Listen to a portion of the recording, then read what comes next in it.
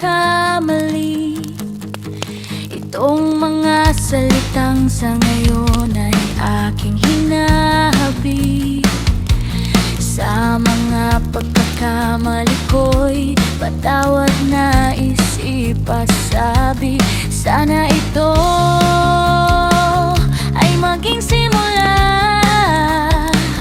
ng pagpapatawad at muling magtiwala. Ito'y hiling sa paparating na bagong taon. Maraming salamat kung ikaw sa akin ay sasang-ayon.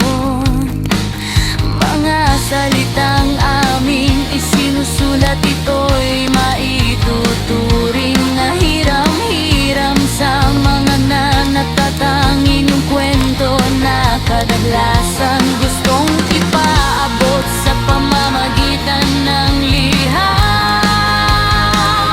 Idinadaan namin sa mga payak at simpleng salita na kapag nabuo diyak may hatid sa mukha ng may ngiti o luha. Mapatungkol man sa pag-ibig, pamilya, kaibigan, kapaligiran o kahit na anong paksa. Layunin namin mga makatanay sa buhay at bigyang kulay ang aming mga katha sa pamamagitan ng inyong mga kwento ay aming mailahad. Ang aming mga pula at tanga ng may kalidad.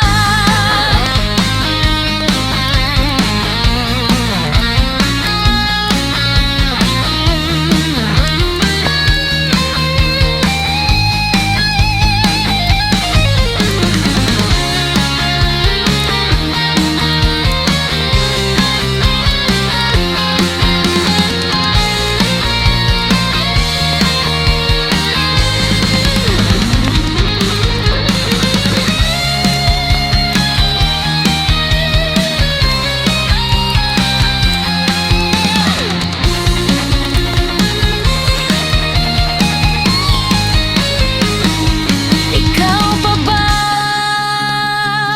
ang dahilan kung bakit siya pa rin ngayon ay nakangiti?